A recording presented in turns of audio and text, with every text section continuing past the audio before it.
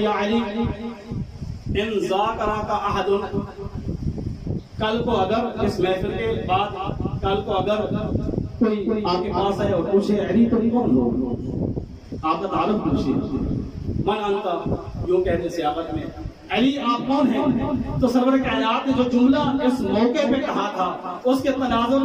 میں یوں تخیل کر سکتا ہوں، سرور کائنات نے ارشاد فرمایا یا علی ان ذاکرہ کا عہد،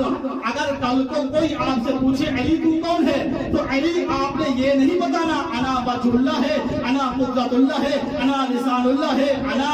ید اللہ،